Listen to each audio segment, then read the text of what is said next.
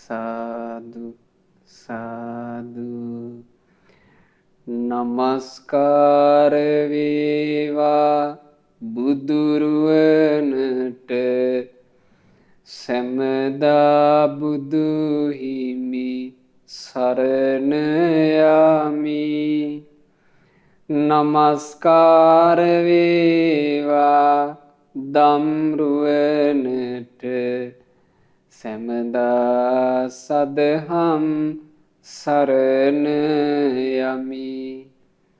නමස්කාර වේවා සංඝරුවනට සැමදා මහා සංඝ සරණ යමි. නමස්කාර වේවා තුනුරුවනට සැමදා තිසරණ සරණ යමි. සාදු සාදු සාදු. අපගේ ගුරු දේවෝත්තම කල්යාණ මිත්‍ර පින්වත් ලොකු ස්වාමීන් වහන්සේට ගෞරවාදර වන්දනාව වේවා. සාදු සාදු සාදු. ගරුතර මහා සංඝරත්නයන් අවසරයි. පින්වත් නුවන් ගුණරත්න මහත්මයා, පින්වත් දිල්හානි ගුණවර්ධන මහත්මිය, දිනුල පුතණුවන් ගාමිණී සෝමා මාලි ගුණවර්ධන සොයිසා යන දෙමව්පියන් සහ මෞලි එරත්න දෙපළ සයුමි දියණිය යන මේ පින්වතුන්ලගේ දායකත්වයෙන් තමයි අද මේ ධම්මෝසද උතුම් ධර්ම දේශනාව ඔබට අහන්නට ලැබෙන්නේ. අපගේ භාග්‍යවත් බුදුරජාණන් වහන්සේ සැවැන්නුවර ජේතවනාරාමේ වැඩ ඉද්දි පින්වතුනි, එක භික්ෂූන් පිරිසක් සැවැන්නුවරට පිණ්ඩපාතේ වැඩියා. ඒ පිණ්ඩපාතේ වඩින භික්ෂූන්ට දැක ගන්නට ලැබුණා කොසල් රජුරුවන්ගේ බන්ධනාගාරේ හිරකාරයෝ ටිකක්ව බන්ධනාගාර මාරුවක් සිද්ධ කරනවා. එතකොට මේ හිරකාරයෝ දරුණු වැරදි කරපු හිරකාරයෝ මේගොල්ලන්ට මේ තද දම්වැල් දාලා, අත් දෙකටත් දම්වැල් දාලා, කකුල් දෙකටත් දම්වැල් දාලා, බෙල්ලටත් ලොකු දම්වැලක් දාලා මේගොල්ලන්ව බැඳලා ඉන්නවා. මේ භික්ෂූන් දැක්ක මේ මිනිස්සු බොහෝම අමාරුවෙන් මේ දම්වැල් ටික තෙල්ලගෙන මේ මාරු වෙන්නේ. එතකොට මේක මේ භික්ෂුන් හොඳට හිතේ තියාගත්තා. බුදුරජාණන් වහන්සේ ළඟට භික්ෂුන් වහන්සේලා පැමිණිලා භාග්‍යතුන් වහන්සේට කියනවා, ස්වාමීනි භාග්‍යතුන් වහන්සේ අද අපි දැක්කා කොසල් රජුරුවන්ගේ බන්ධනාගාරයේ හිරකාරයෝ ටික බැඳලා දන්වැල් වලින් ගැට ගහලා අරයි යන හැටි ස්වාමීනි පුදුම තදේට බැඳලා තිබ්බේ. ස්වාමීනි දේසි බැඳිල්ලන්න නෙවෙයි මේ භික්ෂුන් කියනවා. උතර බුදුරජාණන් වහන්සේ ඒ වෙලාවේ මේන්න මේ අර්ථය පතාලා බලන්නේ අර්ථය. නතං දල්හං බන්ධන මාහු ධීරා යදාය සංදාරුජං බබ්බජංච සාරත්ත රත්තා මණි කුණ්ඩලේසු පුත්තේසු දාරේසු චයාපේකා. භාග්‍යතුන් වහන්සේ දේශනා කළා ඒ භික්ෂූන්ට, පින්වතුනි අපි මේ කතා කරන්නේ මෙත්තිප්ප කරන පොත් වහන්සේගේ 299 වෙනි පිටුව. එතකොට පොත් වහන්සේ ළඟ තියාගෙන මේ දේශනාවට එකතු වෙන පින්වතුන් ඒ පිටුව පෙරලා ගන්න. බුදුරජාණන් වහන්සේ වදාලා, යම් කලෙක යකඩ දන්වැලෙන් හෝ දෙවනඩුවෙන් හෝ බුබුස් තනවලින් හෝ කළ කඹයක් ගෙන ඒ සිරකට බන්ධනයක් ඇද්ද, එය දරුණු බන්ධනයක් යැයි නුවණැත්තෝ නොකීහ. මිනිමුතු අබරණ කෙරෙහිද, දරුවන් කෙරෙහිද, අඹුවන් කෙරෙහිද රාගයෙන් බැඳී ගිය යම් අපේක්ෂාවක් ඇද්ද, මෙයම දරුණු බන්ධනයකි. මේ කාම ලෝකේ උපන් අය ගොඩාක් වෙලාවට අහුවෙන බන්ධනය එයයි. මොකද්ද මේ බන්ධනය? ඒ දරුණු බන්ධනය අර දන්වැලලින් බඳලා තියෙන මේ කිටි කිටියේ තද වුණ මේ කඹ වලින් බැඳලා තියෙන බන්ධනේ මහා බන්ධනයක් නෙවෙයි කියෝ භාග්‍යවතුන් වහන්සේ. ඒකට මහා බන්ධනයක් කියලා නුවණැත්තෝ කියන්නේ නැහැ. ඥානවන්තයා නුවණැත්තා බන්ධනී කියලා කියන්නේ මොකේටද? මිනි කොඩොල් වලට බැඳලා යනවා මේ සත්වයෝ. මේ අපගේ වස්තුවයි කියලා බැඳෙනවා. ඊළඟට දරුවෝ කෙරෙහි බැඳෙනවා. අඹුවන් කෙරෙහි බැඳෙනවා. මේවා කෙරෙහි රාගයෙන් බැඳී යාමක් ඇද්ද? මෙයම දරුණු බන්ධනයේ බවට පත්වන්නේය. මෙය කෙලසී යාම ගැන වදාළ විග්‍රහයයි. එතකොට මේ තුල තියෙන්නේ කෙලසිලා යන හැටි සත්වයා. කෙලසීමෙන් කෙලසීමට යනවා. මේ කාම බන්ධනයන්ට අහු වුණාම ඒ කාම බන්ධනයන්ට අහු වෙච්ච සත්වයෝ අසරණ වෙනවා පින්වතුනි. ඒ අසරණ වෙන්නේ මොකක් නිසාද? ඔවුන්ගේ බන්ධනය දැන් දන්වැල් වලින් තියෙන බන්ධනේ නම් එළියට පේන බන්ධනය. ඒ බන්ධනය තියෙන විදිහ අඳුන ගන්න හරි පුළුවන්. නමුත් මිනි කොඩොල් කෙරෙහි ඇති වෙච්ච බන්ධනේ කොහොම හටගත්තාද කියලා හොයන්න බෑ. අසරණයි. ඊළඟට මේ අඹදරුවන් කෙරෙහි ඇති වෙච්ච බන්ධනේ දැන් ඔබ දැකලා ඇති සමහර ලාවට අම්මලා ඔය මේ බොහොම පුංචි වයසේදී ළමයින්ව තමන්ගේ ස්වාමියාව අතහැරලා කාන්තාව විදේශගත වෙනවා. ඒතර විදේශවලට යන්න පින්වතුනි අවුරුද්දකට දෙකකට බොහොම පොඩි කාලයකට ගිහින් ඒ සේවා කටයුතු කරලා ආයෙ එන අපේක්ෂාවයි. නමුත් මේ අවුරුදු දෙකට තුනට වෙන් වෙනකොට කොයිතරම් අඬලා දොඩලා වැළපිලා ඇඟෙන් කෑලි ගලවනවා වගේ අර දරුවන් අතරින් වෙන් වෙලා නේද යන්නේ. ඇයි මේ? ඒ බන්ධනේ ඒ තරම් දරුණුයි. ඒවා ඇඟෙන් ගැට ගහලා බඳින්න ඕනේ. ඇඟෙන් ගැට ගහලා බඳින බන්ධනේ එච්චර දරුණු නෑ. හදවත් වලින් බැඳෙනවා. මේ ඡන්ද රාගයෙන් බැඳී යනවා. ඒ ඡන්ද රාගයෙන් බැඳෙන බන්ධනේ තමයි කිව්වා ගොඩාක්ම දරුණු බන්ධනේ. ඒ බන්ධනේ තමයි ගොඩාක්ම වේදනාව උපදින බන්ධනේ. ඒ බන්ධනෙන් මේ සත්‍යෝ බැඳිලා ගියාම දුකින් දුකට වෙහෙසින් වෙහෙසටමපත් වෙනවා. බේරෙන්න විදිහක් නැහැ. අතිශයින් දුකටපත් වෙනවා. ඒ නිසා බුදුරජාණන් වහන්සේ මෙන්න මෙහෙම දේශනා කළා. ඒතන් දල්හං බන්ධන මාහු ධීරා ඕහාරිනං සිතිලං දුප්පමුංචං ඒතම් පිචෙත්වාන පරිබ්බජන්ති අනපෙක්ඛිනෝ කාම සුඛං පහය. ඔය උපභෝග පරිභෝග ආදී කාමවස්තු පිළිබඳව රාගයෙන් ඇලී ගිය අපේක්ෂාව අපායට ඇද දමන සියුම් මිදීමට දුෂ්කර දරුණු බන්ධනයක් කියලා නුවණැත්තෝ කියලා තියෙන්නේ. ඒ කාමවස්තු කෙරෙහි අපේක්ෂා නැති උදවිය මේ බන්ධනයන් මට අනතුරක් කියලා දැනගෙන ඒ බන්ධන අත්හැරලා දාලා පැවිද්දටපත් වෙනවා කියනවා. ඒතර මනාකොට පැවිදිනවා කියලා කියන්නේ කොහොම එකක්ද? මේ කෙලෙස් බන්ධනයන්ගේ තියෙන භයානකකම දැකලා මහාන වීම. ඒක අවස්ථාවක තියෙනවා බුදුරජාණන් වහන්සේ චාරිකාවේ වඩිමින් දහම් දේශනවා. ඒ දහම් දේශනකොට බුදුරජාණන් වහන්සේ ওই කෝසලීම වැඩම කළා තුල්ල කොට්ටිත කියලා ගමකට. ওই ගම්මානයේ ප්‍රධාන සිටුවරයෙක් හිටියා. ප්‍රධාන සිටුවරයාට හිටියා අවුරුදු 20ක් විතර වයස බොහෝම භද්‍ර යෞවන වයසේ ඉන්න කුමාරයෙක්. මේ කුමාරයාගේ නම රට්ඨපාල. ඔබ අහලා ඇති. මේ රට්ඨපාල කුමාරයා මේ පිරිස අතරේ බණ අහන්න ඇවිල්ලා හිටියා. මේ රට්ඨපාල කුමාරයා කියලා කියන්නේ මේ සාමාන්‍ය මිනිස්සු අතරේ හිටපු විශේෂ මිනිසෙක්. මේ රට්ඨපාල කුමාරයා ළඟ තිබුණා පින්වතුනි සසරින් අරගෙන ආපු පුණ්‍ය වාසනා මහිමේ. සාමාන්‍ය ගල් අතරීම විශේෂ ගල් හට ගන්නවා. ඒවා අපි විශේෂයෙන් වෙන් කරගන්නවා මැණික කියලා. ඒ වගේ මේ සාමාන්‍ය ජන සමාජයේ හිටපු රට්ටපාල කියලා කියන්නේ නිකන් ගල් අතරේ මැණිකක් වගේ කෙනෙක්. නිකන් ගල් අතරේ මැණික තිබුණාට මැණික වටිනවා තමයි. හැබැයි මේ මැණිකට ලොකු බැබලීමක් ලැබෙන්නේ නැහැ.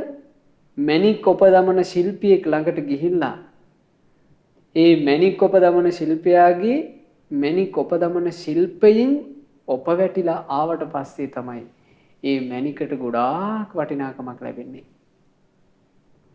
මේ රට්ටපාල තරුණයා කියන මැණික මේ ලෝකයේ අසහාය මැණික් ඔප දමන ශිල්පියා වූ තථාගත අරහත් සම්මා සම්බුදුරජාණන් වහන්සේ ළඟටයි ගියේ. බුදුරජාණන් වහන්සේගේ ධර්මය කියන මැණික් ඔප දමන ශිල්පයෙන් ඔහු ඔප වැටුණා. ඔහුට හිතෙනවා මෙහෙම සම්බාධු ගරාවාසෝ මේ ගිහි ගෙදර කියලා කියන්නේ හරි කරදරයක්. රජාපතෝ කෙලෙස්මයි උපදින්නේ. කෙලෙස්ම වැඩෙන මාවතක්. අබ්බෝ කාසෝ පබ්බජ්ජා. හැබැයි පැවිද්ද නම් එහෙම නෑ. පැවිද්ද කියන්නේ අහස වගේ. මම ඒ නිසා මේ ඔක්කොම අත්හැරලා දාලා මහාන වෙන්න ඕනා කියලා දෙමව්පියන්ගෙන් අවසර අරගෙන බොහෝම දුෂ්කරව අවසර ගත්තේ. ඔය දුෂ්කරව අවසර ගත්ත කියලා කියන්නේ කොච්චර ශ්‍රද්ධාවක් තියෙනවද කියන්නේ 7 දවසක් निराහාරව ඉඳලා අවසර ගත්තේ. ඇත්තටම රට්ටපාල තෙරුන් වහන්සේ කියන්නේ ශ්‍රද්ධාවෙන් ගිහි ගෙදර අත්හැරලා පැවිදිච්ච භික්ෂුන් අතර අගපත්. මහාන වුණා. මහාන වෙලා ඊටාම කෙටි කලයි පින්වතුනි. උන්වහන්සේ සියලු කෙලෙස් නැසලා රහතන් වහන්සේ බවටපත් වුණා මේ ධර්ම ඖෂධي පානය කරලා. එතකොට රටපාල තෙරුන් වහන්සේ ආයමත් තුල්ල කොට්ටියේට වඩිනවා. ඉතින් ඒකේ දීර්ඝ විස්තරයක් තියෙනවා රට්ටපාල සූත්‍රයේ. ওই වැඩම කරලා පින්වතුනි ඒ වෙනකොට රටේ රජා විදියට හිටියේ කෝරව්‍ය කියලා රජෙක්. ඒ කෝරව්‍ය රජාට ඒ වෙද්දි වයස අවුරුදු 80ක්. ওই කෝරව්‍ය රජුරුවන්ගේ උයනේ තමයි රට්ටපාල ස්වාමීන් වහන්සේ වැඩ ඉන්නේ. කෝරව්‍ය රජුරුව රට්ටපාල ස්වාමීන් වහන්සේ තමන්ගේ උයනේ වැඩ ඉන්නවා කියලා ආරංචි වෙලා උන්වහන්සේත් එක්ක කතා කරන්න ආසාවක් උපන්න ආවා. ඇවිල්ලා බොහොම ගරුසරු දක්වලා වාඩි වෙලා ලස්සන කතාවක් කිව්වා. ස්වාමීනි බොහෝ දිනෙකගේ පැවිද්ද තියෙන්නේ මෙහෙමයි කිව්වා. බොහෝ දිනෙක මහාන වෙන්නේ එක්කෝ ධන සම්පත් හානි වෙලා තමන්ට ජීවත් වෙන්න සල්ලි ජීවිකාවට ධනෙ නැති වුණාට පස්සේ ඉතින් දැන් ධනෙ නැති එකේ මම මක් කරන්නද මම මහාන වෙනවා කියලා මහාන වෙනවා කියනවා බොහෝ දෙනෙක්.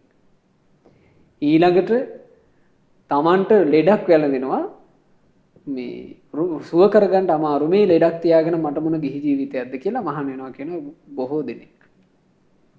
ඊළඟට තමන්ට ඔය මොන හරි ව්‍යසනයක් ඇවිල්ලා තමන්ගේ ඥාතීන් ටික ඔක්කොම නැතු කියලා තමන් තනි වෙනවා. මට ඉතින් ඥාතිකව නැතුව දැන් මම මක් කරන්නද කියලා බොහෝ දෙනෙක් මහාන වෙනවා කිව්වා. ඊළඟට වයෝ වෘද්ධ වෙලා මේ තමන්ට කවුරු සලකන්න නැතිකොට ඒ වයසට ගියපු අය මහාන වෙනවා කිව්වා. මේ කෝරව්‍ය රජුරෝ කියනවා ස්වාමීනි ඔබ වහන්සේට ওই උපද්‍රව එකක්වත් නැහැ. ඔබ වහන්සේ බොහෝම භද්‍ර යවුවනේ කළු කෙස් තියෙන කාලේ මහණුනේ. ඔබ වහන්සේට මේ තොල්ල කොට්ටිතේ ප්‍රධාන සිටුවරයාගේ පුතා. ඔබ වහන්සේට ධන සම්පත් වල ප්‍රශ්නයක් නැහැ. ඔබ වහන්සේට ඥාතීන්ගේ ප්‍රශ්නයක් නැහැ. ඔබ වහන්සේ ඇයි මේ මහණුනේ? මොකක් දැකලාද ඔබ වහන්සේ මහණුනේ? මොන යහපතක් දැකලාද? ඇයි පින්වතුනි ධන සම්පත් තියෙන කෙනෙක් පැවිදුණාට පස්සේ ධන සම්පත් තියෙන අය කරන සියල්ලෙන් එයා වෙන් වෙනවා. පැවිදි වෙච්ච භික්ෂුවට ඉඩ කඩන්නේ ඉඩකඩම් ඔක්කොම අතහරිනවා. පැවිදි වෙච්ච භික්ෂුවට මේ ධන සම්පතක් නැහැ තමා සන්තකේ ඒ ඔක්කොම අතහරිනවා. ඊළඟට පැවිදි වෙච්ච භික්ෂුවට මේ තමන්ට කියලා මේ අසවල් තැන මගේ ඥාතියින් ඉන්නවා අසවල් තැන මගේ ඥාතියින් ඉන්නවා අහවලා මගේ ඥාති කියලා එහෙම ඥාති සම්පත්තියක් එක බැඳීමක් නේ. ඒ ඔක්කොම අතහරිනවා. ඊළඟට තමන්ගේ සැරසිලි ආදිය තියෙනවා නම් අබරණ ආදිය තියෙනවා නම් මේ ඔක්කොම අත්හැරලා අඩු ගානේ තමුන්ට කියලා ඔහු සන්තකේ තියෙන්නේ තමන්ට කන්න ටික හොයාගන්න පාත්‍රයකුත් තමන්ගේ ඇඟ වහගන්න තමන්ගේ ශරීරයේ විලි තියෙන තැන් වහගන්න සිවුරකුත් විතරයි. වෙන කිසි දෙයක් ඔහු සන්තකේ නැතුව යනවා. ඉතින් ඇයි කියලා අහනවා මොන යහපතක් දැකලාද ඔබ වහන්සේ මහාන වුනේ? හරිම ලස්සනයි උන්වහන්සේ වදාළදී. උන්වහන්සේ කියනවා මහරජය සියල්ල දන්නා සියල්ල දක්නා භාග්‍යතුන් වහන්සේ සද්ධර්ම මාතෘකා 4ක් දේශනා කළා. ඒ සද්ධර්ම මාතෘකා 4 කල්පනා කරලයි මම මහාන වුනේ. මොනවද මේ මාතෘකා 4? උපනීයති ලෝකෝ අද්දුහෝ. මහරජයේ පළවෙනි ධර්ම අර්ථය කිව්වා බුදුරජාන් වහන්සේ වදාලා උපනීයති ජීවිතේ මේ වේගෙන් ඇදෙන්නේ මරණය කරා. අද්දුහෝ ස්ථිර මොකුත් මේකේ නැහැ. අපි මේ වේගෙන් ඇදෙන්නේ කොහෙටද පින්වතුනි? මරණයටයි මේ ඇදෙන්නේ. කොයිතරම් වේගෙන් ඇදෙනවාද කියන්නේ මොහොතක්වත් නොනැවති අපේ ආයුෂ ගමන් කරනවා. එක මොහොතක්වත් කියන්නේ නැවතිලා නැහැ. ඊටාම වේගෙන් අපේ ආයුෂය ගමන් කරනවා. අපි හිටගෙන හිටියත් ආයුෂය ගමන් කරනවා. අපි වාඩි වෙලා හිටියත් ආයුෂය ගමන් කරනවා. අපිට නිින්ද ගියත් ආයුෂය ගමන් කරනවා. අපි මොන දේ කරමින් හිටියත් ආයුෂය ගමන් කරනවා. වේගෙන් රැ වෙනවා, වේගෙන් දවල් වෙනවා, වේගෙන් මේ දින ගෙවෙනවා, සතුටා අඟහරුවාදා බදාදා බ්‍රහස්පතින්දා කියලා දින ගෙවෙනවා. වේගෙන් සති ගෙවෙනවා. මෙන්න වේගෙන් මාස උදා වෙනවා. ඉතා ඉක්මනින් අපට ඉන්න තියෙන ආයුෂ ටික ගෙවිගෙන යනවා. ඒ ගෙවිගෙන යන ආයුෂ අතරේ අපි එක එක දේ අල්ල ගන්නවා. මේක මගේ, මෙයා මගේ අපි අල්ල ගන්නවා. අල්ලගෙන දෙඩි බන්ධන හදා ගන්නවා. හැබැයි ස්ථිර වූ කිසිවක් මේකේ නැහැ කියනවා. අන්නේ ඒ සද්ධර්ම මාතෘකාව තමයි බුදුරජාණන් වහන්සේගේ රට්ටපාල ස්වාමීන් වහන්සේ කියන මහා ඥානවන්තයාට අහන්න ලැබිච්චි පළවෙනි කාරණාව. ඒක නුවණින් කල්පනා කරලා තමයි කියනවා මම පැවිදි වුණේ. එතකොට කෝරව්වේ රජුරු අහනවා ස්වාමිනී ඒකේ අර්ථය මොකක්ද කියලා ඇහුවා. උපනීයති ජීවිතේ ජරා මරණ කරා යදෙනවා අද්දුහෝ ස්ථිර මොකුත් නැහැ කියන්නේ. එතකොට කෝරව්වේ රජුරවන්ට රටපාල ස්වාමීන් වහන්සේ කියනවා මහරජේ ඔබට තිබ්බේ නැද්ද කියලා අහනවා. අවුරුදු 20 25 බොහෝම ලස්සන තරුණ වයසක්. එතකොට රජුරෝ කියනවා ස්වාමීනි මට තිබුණා හොඳ තරුණ මගේ අවුරුදු 20 25 කාලේ මං හොඳ වැඩකාරයෙක් කිව්වා. මං කඩුව අතට ගත්තොත් මේ පැත්ත පලාතේ නෑ කිව්වා. මගෙත් එක කඩුව හරම කරන්න පුළුවන් කෙනෙක්. මං ඊතලින් විදිනකොට මට වඩා ඊතලින් විදින්න පුළුවන් දුනු හරබේ දක්ෂ කෙනෙක් මේ පැත්ත පලාතේ හිටියේ නෑ කිව්වා. මගේ කාය ශක්තියට සමසම පුරුෂයෙක් මේ ප්‍රදේශයේ හිටියේ නෑ කියනවා. ස්වාමීනි මම දරුණු හස්තයව මෙල්ල කරපු කෙනෙක්. ස්වාමීනි මම දරුණු අශ්වයව මෙල්ල කරපු කෙනෙක්. ඒ කාලේ ස්වාමීනි මම මේ ප්‍රදේශයේ හිටපු හොඳම වැඩකාරයා කිව්වා.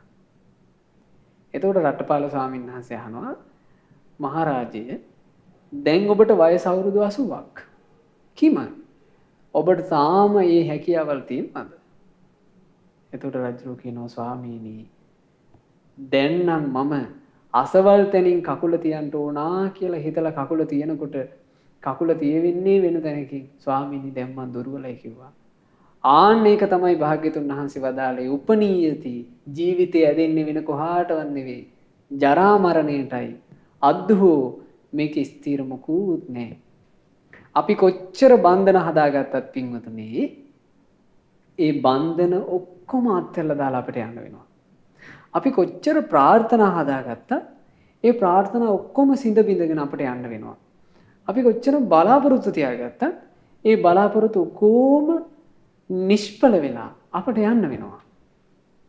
මේක තමයි ලෝකේ ස්වභාවය.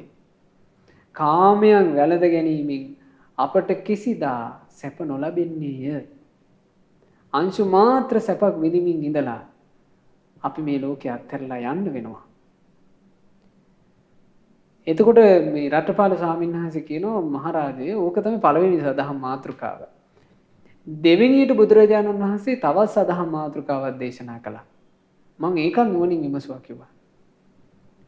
මොකද්ද දෙවෙනියට වදාළ මේ සදහම් මාතෘකාව? අස්සකෝ ලෝකෝ සබ්බම් පහය ගමනීයම්. මේ ලෝකේ යමක් අස්සකෝ මගේ කියලා ගන්නවද? සබ්බම් පහය ගමනීයම්. ඒ මගේ කියලා ගත්ත හැමදේම අත්හැරලා දාලා අපිට යන්න වෙනවා. අපි මිය දෙනවා. මේ බන්ධනත් එක්ක තියෙන්නේ දුකක් මිසක් කිසිම සැනසෙල්ලක් නැහැ. මේ බන්ධනත් එක්ක තියෙන්නේ දුක මිසක් කිසිම සැනසෙල්ලක් නැහැ. රට්ටපාල ස්වාමීන් වහන්සේ ওই විදිහට දෙවනි සද්ධර්ම මාතෘකාව කෞරව රජුරන්ට කිව්වම රජුරු අහනවා ස්වාමීනි ඒකේ අර්ථය මොකක්ද? කිව්ව මහරජය මෙහෙම වෙන්නේ නැද්ද? මෙහෙම වෙන්නේ නැද්ද? ඔබ මේ රාජකීය ශ්‍රී සම්පත්තියත් එක්ක ජීවත් වෙනකොට ඔබේ ළඟ නිදන්ගත රෝගයක් නැද්ද කියලා අහනවා. මේ සුව කරගන්න විදිහක් නැතු පරම්පරාවෙන් එන ලෙඩ එහෙම එකක් නැද්ද කියලා අහනවා ඔබේ ශරීරේ. රජුරු කියනවා අනේ ස්වාමීනි මට තියෙනවා නිදන්ගත රෝගයක්. ඒක කලින් කලට ඉස්මතු වෙනවා. ඒ ඉස්මතු වුණාම මං හොඳටම අමාරු වෙනවා. ඒ හොඳටම අමාරු වෙලා මං ඇඳට වැටිලා කෙඳිරි ගගා ඉන්නවා. ඒ කෙඳිරි ගගා ඉද්දි ස්වාමීනි මගේ ඥාතීන් හිතමිත්‍රාදීන් ඊළඟට අපේ අමාත්‍යවරු දරුවෝ බලාගෙන ඉන්නවා කියනවා කෞරව්‍ය රජුරුව දැන් මෙරෙයිද? කෞරව්‍ය රජුරුවන්ගේ පණ දැන් යයිද කියලා උන්දලා බලන් ඉන්නවා කියනවා. මොකෝ මේ රාජකීය සම්පත්තිය දැහැගන්න.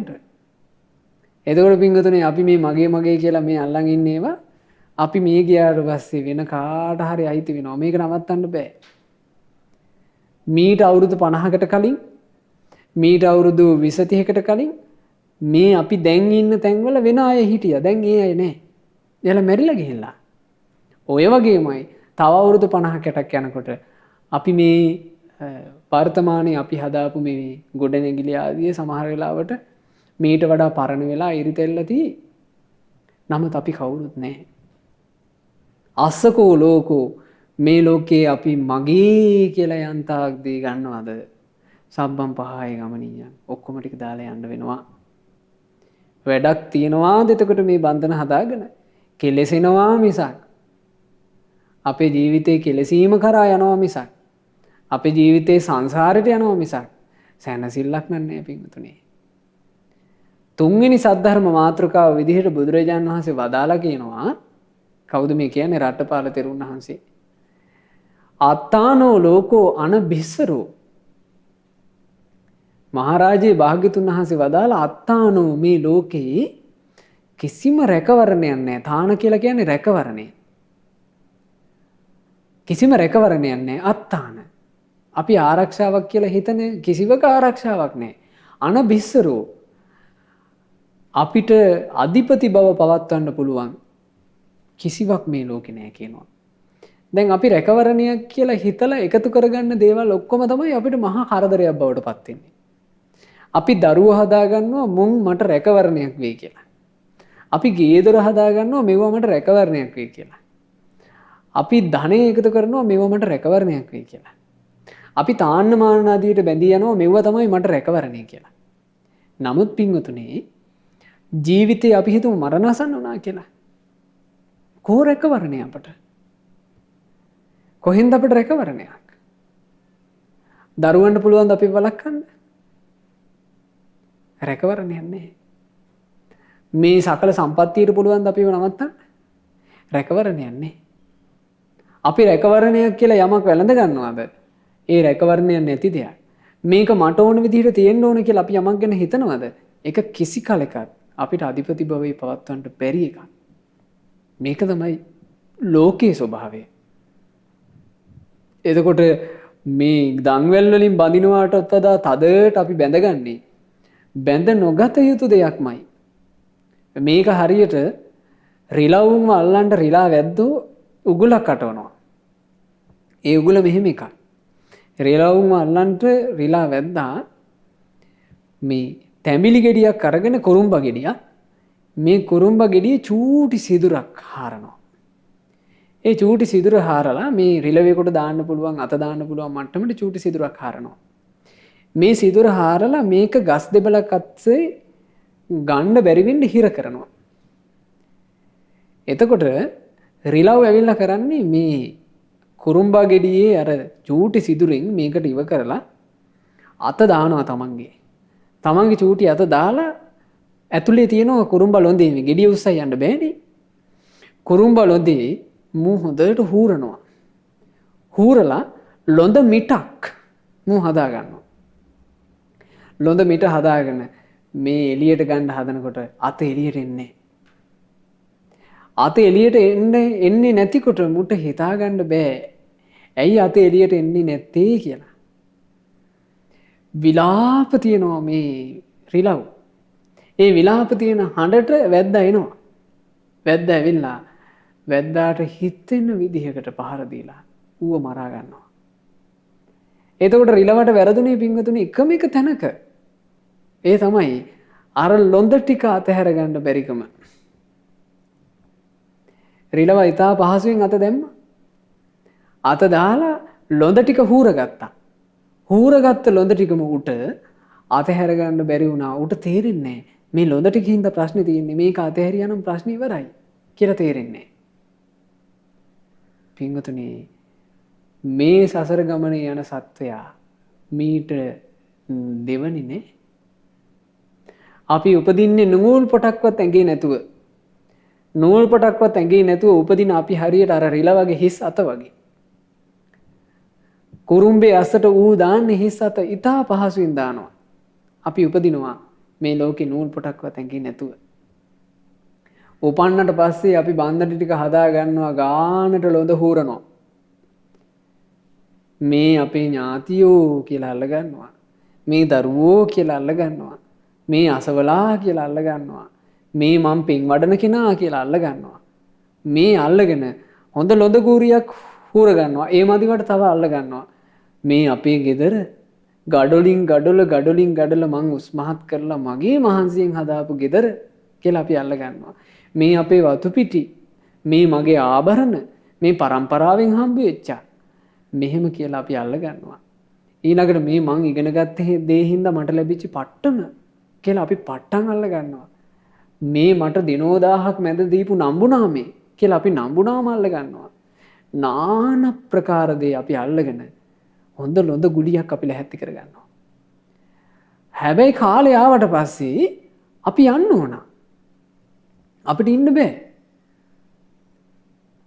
අස්සකෝ ලෝකෝ සබ්බම් පහය ගමනිය. කොයිතරම් දේ තමන්ගේ කියලා අල්ලගත්තත් ওই ටික දාලා තමයි යන්න වෙන්නේ. යන්න අවකාශය එනකොට යාගන්න බෑ, හිර වෙනවා. ඇයි හිර වෙන්නේ? ලොඳ ගුලියක් අපි අල්ලගෙන. ඒ අල්ලගත්ත ලොඳ ගුලිය විසින්ම අපට යන්න දෙන්නේ නෑ. අපිටම ලියා ගන්න බෑ. දන්වැල් වලින් නම් මේක බැඳලා තිබ්බේ පින්වතුනි. ඔබ මේ පිටට තියලා දන්වැල් වලින් නම් ගේ දොර ඥාතින් බැඳලා තිබ්බේ. ඒක ඔබට ලියා ගන්න පුළුවන්. පේනවනේ බන්ධනේ. මේකේ බන්ධනේ පේන්නේ. මේ බන්ධනේ දකින්න තියෙන නුවණින්. මේ බන්ධනේ ලිහින ශිල්පය තියෙන්නේ බුද්ධ භාෂිතේ විතරයි. වෙන කොහේවත් නැහැ.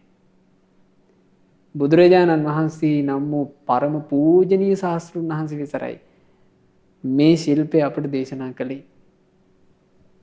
අර ලොඳ ටිකට අහුවෙච්ච රිලව් වගේ අන්තිමේ විලාප තියලා මට උඹලව දාලා යන්න බෑ, මට මේව අත්හැරලා යන්න බෑ. මෙහෙම කියා විලාප තියලා මිනිස්සු අසරණ විදිහට මැරිලා යනවා. අන්නේ නිසා රටපාල ස්වාමීන් වහන්සේ මේ අර්ථය තෝරවුවා. එතකොට රජුරු අහනවා ස්වාමීනි ඒක තේරුම් ගන්න ඕන කොහොමද? කිව්වා මහරජය මෙහෙම මේ නිදන්ගත රෝග ඉස්මතු වෙලා ඔබ ලෙඩ වෙලා ඇඳට වැටෙනවා. ඒ ලෙඩ වෙලා ඇඳට වැටිච්චාම ඔබ වටේට ඉන්නවා සිවුරඟ සේනා. දැන් රජෙක් වුණාම ඉන්නවනේ පින්වතුනේ ඈත් ආස් රිය පාබල කියන සේනාව. ඊළඟට ඉන්නවා දක්ෂ අමාත්‍යවරු. ඊළඟට ඉන්නවා දක්ෂ පුරෝහිතයෝ. ඊළඟට තියෙනවා ගබඩාවල පුරෝලා සල්ලි. පුළුවන්ද කියලා අහනවා ඔබේ වේදනාව බෙදා ගන්න. උඹලා මගේ මේ රාජ්‍ය බෙදාගෙන පාලනය කරනවා වගේ, උඹලා මගේ රාජකීය සම්පත්තියෙන් සැප විඳිනවා වගේ දැන් මට මේ ලෙඩකින් වේදනාවක් ඇවිල්ලා තියෙනවා ඔබලා මේකත් බෙදාගනින්නලා කියලා ගිලන් බවක් නිසා හටගත්ත ලෙඩේ අපට පුළුවන් ද බෙදන්න? බෑ. අත්තානෝ රැකවරණයක් නැත. අනබිස්සරු තමුන්ගේ කියලා පවත්තන්න දෙයක් නැත. ඊළඟට රටපාල ස්වාමීන් වහන්සේ වදාලා අවසාන සද්ධර්ම මාතෘකාව. ඒ තමයි ඌනෝ ලෝකෝ මේ ලෝකය පුරවලා අවසන් කරන්නට නොහැකිය. අතිත්තෝ අතෘප්තිමත්ය තණ්හා දාසෝ තෘෂ්ණාවට දාසයා වී මේ ලෝක සත්‍යය වසයි. ඌනෝ කියලා කිව්වේ කාම වස්තුව පුරවලා අවසන් කරන්නට බෑ. මේ ඇති කියලා හිතෙන්නේ. න කහා පනවස්සේන තිත්ති කාමේසු විජ්ජති. කහවණු වරසාවක් කඩාගෙන වැටුණත් මිනිස්සුෙකුට ඇති කියලා හිතෙන්නේ. ඔය කතාව කිව්වහම කෝරව්වේ රජුරු අහනවා ස්වාමීනි රට්ටපාලයන් වහන්සේ ඒ කියපු කතාවේ තේරුම මොකද්ද? කිව්වා මහරජය දැන් ඔබට මේ ඔබේ දිනාගත්ත විජිතේ තියෙනවා. කවුරු හරි විශ්වාස කටයුතු මිනිස්සෙක් ඇවිල්ලා කියනවා මහරජය අහවල් පැත්තේ තියෙනවා රාජ්‍යයක්. ඒ රාජ්‍ය එච්චර දක්ෂ රජෙකුගේ එකක් නෙවෙයි. ඒ රජාව ඉක්මනින් පරද්දලා අපිට අල්ල ගන්න පුළුවන්. මොකද කියන්නේ රජතුමනි අල්ලමුද කියලා අහනවා. එතකොට රජතුමනි ඔබ ඒක අල්ලන්න යනවද නැද්ද කියලා. ස්වාමීනි ලේසියෙන් අල්ලන්න පුළුවන් එකක් නම් මොකටද බලන් ඉන්නේ? මං සේනාව වරන් ගිහිල්ලා අල්ලනවා කිව්වා. ওই විදිහට මහරජයේ උතුර දකුණු හොර මේ බටහිර නැගෙනහිර කියන සිව් දිසාවෙම රාජ්‍ය ගැන අහන්න ලැබුණොත් ඔබ යනවද නැද්ද කියලා ඇහුවා. ස්වාමීනි යනවා කිව්වා. ඊට පස්සේ රජතුමනි ආරංචි වුණොත් එහෙම ඔබට හරි පහසුවෙන් අල්ල ගන්න පුළුවන් රාජ්‍යයක් තියෙනවා මුහුදෙන් එතර. එහෙම ආරංචි වුණොත් ඔබ මුහුදෙන් එතරට යන්නේ නැද්ද කියලා අහනවා. අනේ ස්වාමීනි ලේසියෙන් අල්ල ගන්න පුළුවන් එකක් නම් මේ රජවරු විදිහට අපි මොකටද අතහරින්නේ? ඒකත් අල්ලනවා කිව්වා. ආන් ඒක තමයි කිව්වා භාග්‍යතුන් වහන්සේ වදාළේ. මොකද්ද වදාළේ? ඌනෝ ලෝකෝ හිත ඌණය පිරෙන්නේ නැහැ. අතිත්තෝ තෘප්තිමත් කරන්න බෑ. පිපාසේ කාම පිපාසේ කොච්චර තිබ්බත් මදි. ඇතිය කියලා හිතෙන්නේ නැහැ. අපිට තව තියෙනවා නම් තව ලැබෙනවා නම් තව ආරක්ෂා වෙනවා නම් තව අපේ සම්පත් වැඩි වෙනවා නම් මේව තමයි හිතට එන හිතවිලි. ඒක අවස්ථාවක බලන්න මේ හිතක් කියන එක වැඩ කරන විදිහ මේ දහම් කතා අහලා ඔබ හොඳට නුවණ උපද්ද ගන්න ඕන. අපේ විසාකා මහෝපාසිකා භාග්‍යතුන් වහන්සේ ළඟට එනවා මේ ශරීරය සම්පූර්ණයෙන්ම තෙමාගෙන රෙදි පිටින්ම හිසකේ ඉඳලා වතුර නාලා ඇය එනවා. ඒක ඒ කාලේ ඉන්දියාවේ තිබුණ ක්‍රමයක්. ඉතින් අදටත් බොහෝ වෙලාවට ඒ චාරිත්‍රය තියෙනවා ඉන්දියාවේ. මේ ඥාතින් මිය ගියාට පස්සේ ඥාතියගේ සිරුර දවලා පිංගුතුනි කරන්නේ ওই ගංගානන් නදිය වගේ ගිලෙනවා. ඉතින් ගිලිලා තමයි ඒක මේ මිනිසුන්ගේ තියෙන චාරිත්‍ර විදිය. ඒ චාරිත්‍රය කරලා ඒ ගමම්ම විසාකා ඉන්නේ භාග්‍යතුන් වහන්සේ බැහැ දකින්න. භාග්‍යතුන් වහන්සේ විසාකාව දැක්ක ගමන් අහනවා විසාකා මේ නිවසේ කවුද කලුරිය කළේ? අනේ ස්වාමීනි මිනිපිරිමලා. ඈ විසාකාවට මිරිපිරි ගැන ගොඩාක් හිත බැඳිලා මේ ගොඩාක් මේ ආදරේ තියෙන නැති නේද කියලා ඇහුවා. එතකොට විසාකා කියනවා ස්වාමීනි මිනිපිරිට මං ගොඩාක් ආදරේ. ස්වාමීනි ඇය ඉන්නකොට මේ ගේ පිරිලා කිව්වා. බුදුරජාණන් වහන්සේ අහනවා ඉතින් විසාකා සන්තෝෂ නැද්ද? ඒ මිනිපිරිගේ වයසේ මොනුපුරු මිනිපිරියෝ කොහොම ටික මේ සවැත් නුවර ඉන්න. එයාලා ඔක්කොම විසාකාගේ වෙනවට කැමති නැද්ද? දැන් විසාකාගේ හිත බැඳිලානේ. බන්ධනයටපත් වෙච්ච හිත තෘප්තිමත් වෙන්නේ. විසාකා හරි ආසාවෙන් කියනවා අනේ ස්වාමී කොච්චර එකක්ද? බුදුරජාණන් වහන්සේ වදාලා විසාකා සවැත් නුවර දරු පැටව් කී දෙනෙක් විතර දවසකට මැරෙනවද? විසාකා කියනවා ස්වාමීනි සවැත් නුවර ජනගහනේ කෝටි 7ක්. ඔය 7 කෝටියක් ජනගහනේ අතර ඉන්න ළමයි දවසට ස්වාමීනි 4-5 මැරෙන අවස්ථාවක් තියෙනවා. දෙන්නා 3 දිනා මැරෙන අවස්ථාවක් තියෙනවා. අපි චූටි කාලේ ඉඳලා ස්වාමීනි එක්කෙනෙක්ව නොමැරිච්ච දවසක් ගැන නම් අපට මතකයක් නෑ කිව්වා. හැමදාම ස්වාමීනි මේ සවැත් නුවර දරුවෝ මෙරිලා මලගෙවල් මේ තියෙනවා කිව්වා. බුදුරජාණන් වහන්සේ වදාලා විසාකා මේ මුණුපුරු මිනිපිරියෝ ටික ඔක්කොම විසාකාගේ වුණොත් විසාකාවට කවදාවත් ඔය කොණ්ඩේ නම් වේලකන්ට ලැබෙන්නේ නැති කිව්වා. එතකොට භාග්‍යතුන් වහන්සේ මේ කියපු කාරණේ විසාකට වැටහුණා. ඔක්කොම ටික දාලා යන්න වෙනවා කියලා වැටහුණා. මේ අතෘප්තිමත් වෙන හිතට 16 වෙලා වාසය කරොත් එහෙම වෙන්නේ නැස්පැත්තියේ කියලා වැටහුණා. ඇයි? ඇය සෝතාපන්න ශ්‍රාවිකාවක්. ඇයට ශ්‍රද්ධාව තියෙනවා. ඇයට ප්‍රඥාව තියෙනවා. බුදුරජාණන් වහන්සේට ඇය කියනවා ස්වාමීනි භාග්‍යතුන් වහන්සේ මට මේ එකදු මොනුපුරු මිනිපිරියක් ගැනවත් බැඳීමක් මට එපා. බුදුරජාණන් වහන්සේ වදාලා විශාකා බන්ධන 100ක් තියෙන තැන විශාකාවට දුක් 100ක් තියෙනවා. බන්ධන 50ක් තියෙන තැන දුක් 50ක් තියෙනවා. බන්ධන 10ක් තියෙන තැන දුක් 10ක් තියෙනවා. විශාකා කාමයෙන් බැඳී ගිය එකක්වත් නැත්තම් ඔබට දුකක් නෑ කියලා. ඒ හින්දා පින්වතුනේ මේ හිතක් එක්ක සංසාර ගමනක අපි යන්නේ ඉක්මනට මේ හිත හරියට මේ සාරවත් තනකොළ දැක්කන් පස්සේ ඒ තනකොළට කෙල ගිලගෙන පැනගෙන යන හරක් වගේ අපි කාමයන්ට ඇදෙනවා. අසූචියක් දැක්කහම අසූචියට ඉව කරගෙන යන ඌරෝ වගේ අපි කාමයන්ට මැදෙනවා. වමනයක් දැක්කට පස්සේ වමනට ඉව කරගෙන යන සුනඛයෝ වගේ අපි කාමයන්ට මැදෙනවා. මේ කාමයෙන් හිත ගලවා ගන්නවා කියන එක අතිශයින් දුෂ්කරයි. මේ මිනිස්යාගේ ජීවිතේ තෘෂ්ණාව තමයි කිව්වා ස්වාමියා වෙලා ඉන්නේ. මිනිසයා 16. ස්වාමියාගේ ස්වභාවය මොකද්ද? ස්වාමියා කියනකොට වචනයක්. අතෙන්ට ඵලයන් කියනවා ස්වාමියා. එතකොට 16ගේ ස්වභාවය මෙහෙමද? 16 මෙහෙම 16 ඉන්නවද? මෙහෙම හිටියොත් එහෙම ඒ පුද්ගලයාට දාසකම් කරන්න බෑනේ. ඒ කියන්නේ ස්වාමියා අතෙන්ට ඵලයන් කියලා කිව්වොත් එහෙම 16ක් ඉන්නවනම් ඔබතුමා කිව්වට මම යන්නේ කියලා කියන එකෙකුට දාසකමක් කරන්න ස්වාමියා ඉඩ දෙන්නේ නැහැ. 16 නම් කොහොමද පින්වතුනේ?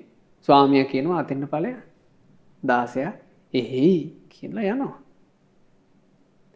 ආන් ඒ විදිහමයි. ඇහැට ප්‍රිය රූප දකින්නකොට ඇහැ කියනවා ලස්සන රූපයක් බලපං කියනවා. 16 එහේ කියලා ඇස් දැල්වලා බලනවා. කනට හඬ ඇහෙනකොට ලස්සන හඬක් හොඳට අහපං කියනවා. එතකොට 16 එහේ කියලා අහනවා. ලස්සන සුවඳක් විඳපං කියනවා. එහෙයි කියලා විඳිනවා. මේ විදිහට තෘප්තිමත් වෙන්නේ මේ හිත 16 වෙනවා. කොච්චර ලැබුණත් මදි. කහවණු වර්ෂාවක් තිබුණත් මේ තෘෂ්ණාව කියනවා ඔබට තව ටිකක් තිබ්බනම් හොඳයි කියලා. එතකොට 16 ඉන්නේ මෙතන. 16 එහෙයි කියනවා. ඉතින් මේ විදිහ තමයි. මට මතකයි එක අවස්ථාවක එක මහත්තයෙකුගේ තාත්තා කෙනෙක් මිය දෙනකොට ඒ තාත්තා මැරෙන වෙලාවේ කියලා තිබුණා. මරණ මංචකයේ පින්වතුනි මැරෙද්දී මේ ඔක්කොම ටික අත්හැරලා දාලා යන්න වෙනවා. ඒ අත්හැරලා දාලා යන්න වෙන අන්තිම පණකින්ද යන මොහොතේ මේ මිනිසයා කියලා තිබුණා පුතේ මං මිය ගියත් කමක් නැහැ. අපේ ඉඩමේ නඩුව අතහරින්න එපා. ඒ නඩුව ගලවගනි. ඇයි මේ මෙහෙම කියන්නේ? තෘෂ්ණාවට 16 වෙලා. තෘෂ්ණාව කියනවා ඉඩම් නඩුව නම් අතහරින්න එපා කියලා. එතකොට 16 නෙමේ මරණ මංචකේ ඉන්නේ. 16 කියනවා එහෙයි මට බැරි වුණා මම පුතාට හරි කියනවා. මේක තමයි 16ගේ ස්වභාවය. ඉතින් මේ බන්ධනයට වඩා වෙනත් බන්ධනයක් තව තිබේද? ඥානවන්තයෝ නම් මේ බන්ධන සිඳ බිඳ දමා කම් සැපේ කෙරෙහි අපේක්ෂා රහිත වෙනවා. ඒක තමයි තියුණු අවබෝධය. කෙලෙසුන්ට ග්‍රහණය වෙන සිත, කාමයට ග්‍රහණය වෙන සිත, කෙලෙසී යන සිත කාමයන්ගෙන් ගලවා ගැනීම තමයි තියුණු අවබෝධය. නිසා බුද්ධ ශාසනයේ පැවිද්ද ලබන උත්තමයෝ, මනාකොට පැවිද්ද ලබන උත්තමයෝ තියුණු අවබෝධයක් තියෙන අය. එතකොට භාග්‍යතුන් වහන්සේ මේකේ අනතුර මෙන්න මේ විදිහට තෝරනවා. මහණෙනි, කෙලෙස් සහිත වූ යම් දෙයක් ගැන සිතයි නම්, එබඳු දෙයක් ගැන ක්‍රියා කරයි නම්, එබඳු දෙයක් සිතෙහි අප්‍රකටව හෝ පවත්වයි නම්, විඥානයේහි පිහිටීමට එය අරමුණක් වෙයි. ඔන්න මේකේ තියෙන බිහිසුණු පැත්ත. කෙලෙස් සහිත වූ දෙයක් ගැන මේ හිත බැඳිලා යන දෙයක් ගැන කෙනෙක් හිතනවා. එය ලබා ගැනීම හෝ එය රැක ගැනීම උදෙසා ඔහු ක්‍රියා කරනවා. ඒ බඳු දෙයක්ම සිතේ අප්‍රකටව හරි පවත්වනවා. අන්න එසේ පවත්වනවා නම් ඔහුට විඥානයේ පිහිටන්ට ඒක විශේෂ අරමුණක් බවට පත් වෙනවා. කෙලෙස් සහිත අරමුණක් තිබෙන විට ඒ විඥානයේ පිහිටීම වෙයි. ඒ කෙලෙස් සහිත අරමුණ නිසා විඥානයේ පිහිටනවා. ඒ කෙලෙස් අරමුණෙහි පිහිටි විඥානයේ වැඩෙන විට මතුවට නැවත භවයක උපත සිදු වෙයි. ඒ විඥානයේ වැඩෙද්දී ආයේ උපත සිද්ධ වෙනවා. මතුවට නැවත භවයක උපතක් සිදු වූ විට ආයේ මතුමත්තේ උපදිනවා කියලා කියන්නේ ජාති ජරා මරණ ශෝක වැළපීම් දුක් දුම්නස උපායාස හටගනි. මෙය මුළු මහත් දුක් රැසෙහි මහට ගැනීම වෙයි. බලන්න මේ කෙලෙස් නිසා සසරටම යන හැටි. කෙලෙස් නිසා සසරම අල්ලගන්න හැටි. ලේසියෙන් බේරෙන්න පුළුවන් කමක් නැහැ. ලේසියෙන් බේරෙන්න පුළුවන් කමක් නැහැ මේකෙන්. මේ සාමාන්‍යයෙන් කෙලෙස් සහගතව වාසය කිරීම කොච්චර සසරේ යලි යලි උපදින්න හේතු වෙනවද කියන්නේ ඒක අවස්ථාවක භික්ෂුන් වහන්සේ නමකට මේක කියවපුවම ඔබට තේරුම් ගන්න පුළුවන් වෙන්න ඕන තමුන්ගේ ජීවිතය ගැන. භික්ෂුන් වහන්සේ නමකට මේ වස්වාසයට වැඩම කරපු තැනකින් හොඳ සිවුරකට රෙද්දක් හම්බ වුණා.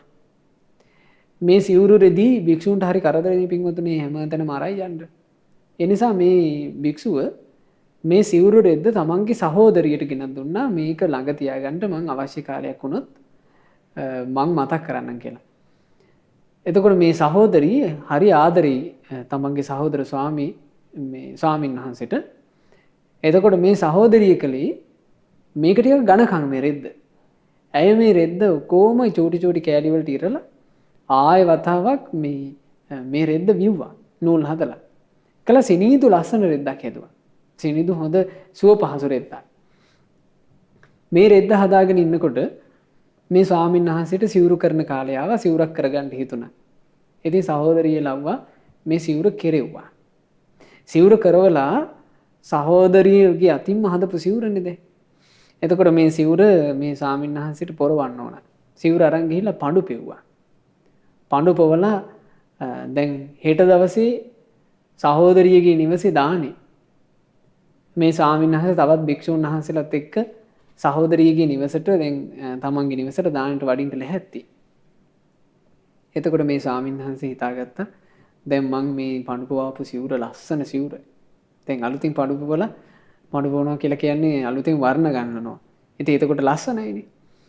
මේ ස්වාමීන් වහන්සේගේ හිතේ අදහසක් තියෙනවා දැන් මේ අලුත්ම සිවුර මං ඇඳගෙන යනකොට මගේ සහෝදරියට ගොඩාක් සතුටු හිතේ. මම මේක පොරවන්න ඕන කියලා මේ සිවුර රැහෙනේ දැම්මා. රැහෙනේ දාලා උන්වහන්සේ සැතපුණා. ජීවිතේ අස්ථිරයිනේ පින්වතුනි. උන්වහන්සේ කලුරිය කළා.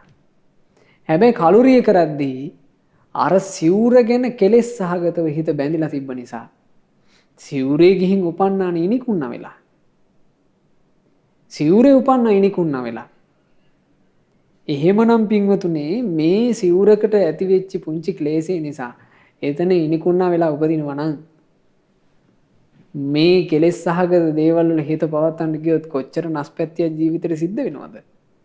බුදුරජාණන් වහන්සේ දේශනා කරනවා මහණෙනි කෙලෙස් සහිත වූ යම් දෙයක් ගැන නොසිතයිද? ඒ බඳු දෙයක් ගැන ක්‍රියා නොකරයිද? කෙලෙස් සහගත දෙයක් ගැන හිතන්නේ. ඒ බඳු දෙයක් ගැන ක්‍රියා කරන්නේ නැහැ. නමුත් යම් ක්ලේශයක් සිතේ අප්‍රකටව හෝ පවත්වයිද? නමුත් ක්ලේශයක් පවත්වනවා හිතේ. හිත ඇතුලේ ඒක අප්‍රකටයි. එසේ අප්‍රකටව ක්ලේශය පවත්වනවා නම් එතන ක්ලේශයක් ක්‍රියාත්මක වෙන නිසා විඥානයේ පිහිටීමට ඒ අරමුණක් වේ. කෙලෙස් සහිත අරමුණක් තිබුණ විට ඒ විඥානයේ පිහිටයි. ඒ අරමුණේ පිහිට විඥානය නිසා නැවත භවයක් හටගනී. භවයක් හටගත් කල්හි යලි උපත සිදුවේ. උපත හේතු කොටගෙන ජරා මරණ ආදී මුළු මහත් දුක් රැසම හටගනී. අප්‍රකටව අනුසයක් වශයෙන් කෙලෙස් තිබුණත් මේ සසර ගමනට ආයෙ වැටෙනවා. දැන් ඒක අවස්ථාවක තියෙන්නේ බුදුරජාණන් වහන්සේ මේ පිණ්ඩපාතේ වඩිනකොට භාග්‍යතුන් වහන්සේට දැක ගන්න ලැබුණා මේ භික්ෂු සංඝයාට ඉස්සරහින් ඊරි පැටික්කයක් මෙහෙම පැන්නා. පැන්නහම භාග්‍යතුන් වහන්සේ සිනහ පහල කළා. බුදුවරුන්ගේ සිනහ පහල කිරීම ආශ්චර්යයිනේ. ඉතින් ඒ අසිරිය දැකලා ආනන්ද ස්වාමීන් වහන්සේ අහනවා ස්වාමීනි භාග්‍යතුන් වහන්සේ හිනහ පහල කළේ මොකෝ? කිව්වා ආනන්දේ ඔය ඊරි පැටික්ක දැක්කද කියලා ඇහුවා. එහෙමයි ස්වාමීනි. ආනන්දේ ඔය ඊරි පැටික්කී කකුසඳ බුදුරජාන් වහන්සේ වැඩ ඉන්න කාලේ මේ කිකිලියක් වෙලා උපන්න කිව්වා. ඒ කාලේ ඒ ඊරි පැටික්කී කිකිලියක්. මේ කිකිලි පණුව හොයාගෙන යනකොට ස්වාමීන් වහන්සේලා සූත්‍ර සජ්ජායනා කරන තැනකට ගියා විහාරයක.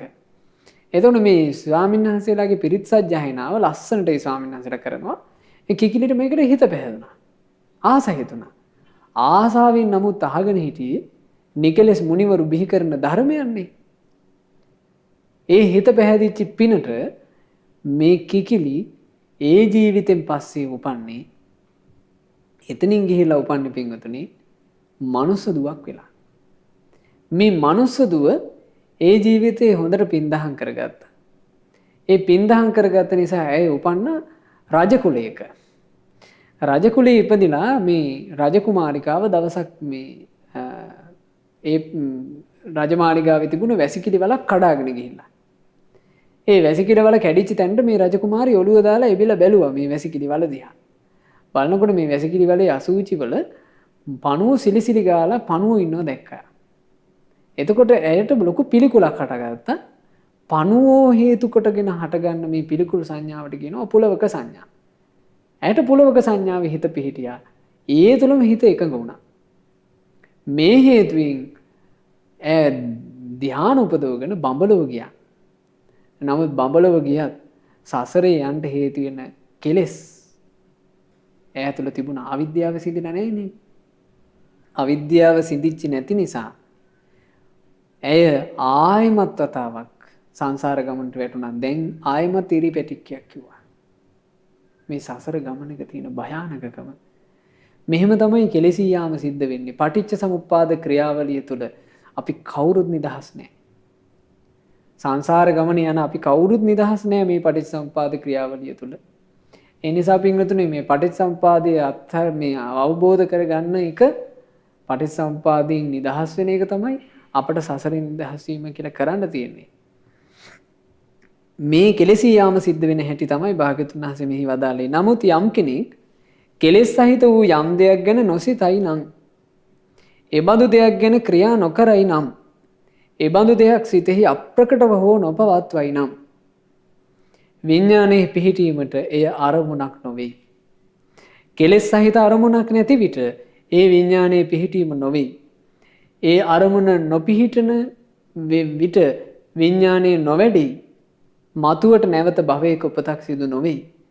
මතුවට නැවත භවයක උපතක් සිදු නොවෙනා විට මතුවට ජාති ජරා මරණ ආදී කිසිවක් නොලැබේ. මෙසේ මුළු මහත් දුක් රැසීම නිරුද්ධ වීම වේ. එතකොට මේ කෙලෙස් සහගත බන්ධනයන් අපි සිත ඇතුලේ පවත්වන්නේ නැත්තම් එයාට යලි යලිත් භවයේ උපදින්න හේතු වෙන දේ නිරුද්ධ වෙනවා. මේ යම් කෙනෙක් අප්‍රකටව හෝ කෙලෙස් පවත්වන්නේ නැහැ කියලා කියන්නේ කවුද? රහතන් වහන්සේ. රහතන් වහන්සේ ඇයි පින්වතුනි අප්‍රකටවත් කෙලෙස් පවත්වන්නේ නැත්තේ? අවිද්‍යාව දුරුකොට විද්‍යාව උපදවගත්ත නිසා. බුදුරජාන් වහන්සේ දේශනා කළා අවිද්‍යාව තියෙනවා නම් අවිද්‍යා පත්‍ය සංඛාරා. අවිද්‍යාව නිසා සංස්කාර හට ගන්නවා. සංඛාර පත්‍ය විඥානං. සංස්කාර නිසා විඥානය හට ගන්නවා. විඥානය නිසා නාම රූප හට ගන්නවා. නාම රූප නිසා ඇස කන නාසය දිවකය මනස කියන ආයතන හට ගන්නවා. ඒ ආයතන හේතුවෙන් ස්පර්ශය හට ගන්නවා. ස්පර්ශය නිසා විඳීම් හට ගන්නවා. වේදනාව නිසා තණ්හාව හට ගන්නවා. තණ්හාව නිසා උපාදාන හට ගන්නවා. උපාදාන නිසා භවය හට ගන්නවා. භවය හේතුවෙන් උපදිනවා. උපත හේතුවෙන් ජරා මරණ දුක සකස් වෙනවා. මේ තමයි පටිච්චසමුප්පාදය. මේ පටිච්චසමුප්පාදය තුලින් දුක හැදෙන හැටි. නමුත් යම් කෙනෙක් ධර්මයේ මනාකොට හැසිරিলা අවිද්‍යාව දුරුකොට විද්‍යාව උපද්ද ගත්තොත් අවිද්‍යාව ඉතිරි නැතුවම නිරුද්ධ වෙද්දී සංස්කාරත් නිරුද්ධ වෙනවා. සංස්කාර නිරුද්ධ වෙනකොට විඥානය නිරුද්ධ වෙනවා. විඥානය නිරුද්ධ වෙද්දී නාම රූප නිරුද්ධ වෙනවා. නාම රූප නිරුද්ධ වීමෙන් ආයතන 6 නිරුද්ධ වෙනවා. ආයතන 6 නිරුද්ධ වීමෙන් ස්පර්ශය නිරුද්ධ වෙනවා. ස්පර්ශය නිරුද්ධ වීමෙන් විදීම නිරුද්ධ වෙනවා. විදීම නිරුද්ධ වීමෙන් තණ්හාව නිරුද්ධ වෙනවා. තණ්හාව නිරුද්ධ වීමෙන් උපාදාන නිරුද්ධ වෙනවා. උපාදාන නිරෝධයෙන් භවය නිරුද්ධ වෙනවා. භවය නිරුද්ධ වීමෙන් ඉපදීම නිරුද්ධ වෙනවා. ඉපදීම නිරුද්ධ වූ කල්හි ජාති ජරා මරණ ශෝක වැළපීම් දුක් දුම්නස් සුසුම් හෙලීම් යන මේ මුළු මහත් දුක් රැසම නිරුද්ධ වෙනවා. ඉතින් මේ සියල්ල අපට ඉගෙන ගන්න තියෙන්නේ භාග්‍යවත් බුදුරජාන් වහන්සේගේ දේශනාව තුළ. ඒ නිසා අපි කල්පනා කළා අපි මෙතෙක් කාලයක් මේ නෙත්තිප්ප කරන පොත් වහන්සේ වැසුරු කර ගනිමින් ඔබට බුදු කෙනෙක් ලෝකයට දේශනා කරන උතුම් ශ්‍රී සද්ධර්මය බුදුරජාණන් වහන්සේ දේශනා කරපු පරියායන් බොහෝමයක් අපි කියලා දුන්නා. ඒ පරියායන් අපි සියල්ල කියලා දුන්නේ මේ බුදුරජාණන් වහන්සේගේ දේශනාව විකෘති කර කර ධර්මයේ හැසිරෙන්න ආසාව තියෙන මිනිසුන්ව නොමග යවන අසත්පුරුෂයෝ ඉන්න නිසා. ඒ නිසා පින්වතුන්ලා හොඳට තේරුම් ගන්න බුදුරජාණන් වහන්සේලා දහම් දේශනකොට ඒ දේශනාව තුළ හමු වෙන පින ගැන කතා කිරීමක් ඇද්ද? ඒ බුදුරජුන්ගේ වාසනා භාගීය දේශනාවට අයිති එකක්. ඒකත් වදාළේ අපගේ තථාගතයන් වහන්සේමයි. සුගති උපත ගැන වදාළේ තථාගතයන් වහන්සේමයි. හොඳට පින් කරගන්න කියලා වදාළේ තථාගතයන් වහන්සේමයි. සංකිලේශ භාගී සූත්‍රයේ බුදුරජාණන් වහන්සේ දේශනා කළා පින් නොකළොත් වෙන අනතුරු පින් නොකළොත් දුගතිය යාම මේ දේවල් දේශනා කළේ බුදුරජාණන් වහන්සේමයි.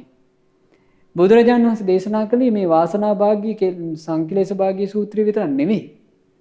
උන්වහන්සේ පුණ්‍ය වාසනාවෙන් ධර්ම අවබෝධ කරගන්න තරම් නුවණ මෝරා තියෙන පිරිස උදෙසා තියුණු අවබෝධයේ පිණිස නිබ්බේද භාගී සූත්‍රය දේශනා කළා. ඒ නිබ්බේද භාගී සූත්‍රය තුල තමයි චතුරාර්ය සත්‍යයට අයිති පංච උපාදානස්කන්ධය, පටිච්ච සමුප්පාදය, ආයතන විග්‍රහ මේ සියල්ල අන්තර්ගත වෙන්නේ. එනිසා අපි මෙතෙක් කල මේ සංකිලේශ භාගී සූත්‍රය සහ වාසනා භාගී සූත්‍රය මුල් කරගෙන ඊළඟට මේ දේශනාවක් කෙසේ විමසිය යුත්තේද කියන මේ කරුණු කතා කළා. අපි ඊළඟ දවසේ වැඩසටහනේ ඉඳලා බලාපොරොත්තු වෙනවා ඔබට මේ ධම්මෝසද්ද සද්ධර්ම දේශනාව තුළින් මුල්ම කාලේ ඔබට ඉගෙන ගන්න ලැබුණා අපේ පින්වත් ස්වාමින් වහන්සේ විසින් රූප වේදනා සංඥා සංස්කාර විඥාන කියන පංච උපාදානස්කන්ධය ගැන දේශනා කියලා දුන්නා. අපි ඊළඟ වැඩසටහන ඉඳලා බලාපොරොත්තු වෙනවා පටිච්ච සමුප්පාදේ මේ අවිද්‍යාවාදී එක් කරුණ ඔබට ඉතා හොඳින් පැහැදිලි කරලා දෙන්න නෙත්තිප්ප කරන පොත් වහන්සේත් අනිකුත් බුද්ධ දේශනාත් මූලික කරගනිමින් ඉතින් අපට පින්වතුන්ලා සන්තෝෂයක් ඇති කරගන්න ජීවිතය අවබෝධ කර ගැනීම පිණිස බුදු කෙනෙක් දේශනා කළ මේ සදහම් පද අපව ශ්‍රේෂ්ඨත්වයට කරාගෙන යන මේ උතුම් සදහම් පද අපට අහන්න වාසනාව ලැබුණා කියලා. ඉතින් අප හැම දිනාට ජීවිතයේ ශ්‍රේෂ්ඨත්වයේ කරාගෙන යන උතුම් සද්ධර්මය ආසා ඒ ධර්මයේ කෙරෙහි හිත පහදවගෙන ඒ ධර්මයේ හික්මී අපේ ජීවිතත් ශ්‍රේෂ්ඨත්වයේ කරා රැගෙන යන්න වාසනාව ලැබේවා. සාදු සාදු සාදු. මෙවැනි වටිනා ධර්මදේශනා නැරඹීමට ශ්‍රද්ධා YouTube චැනලය සබ්ස්ක්‍රයිබ් කර සීනුව ලකුණ ඔබන්න.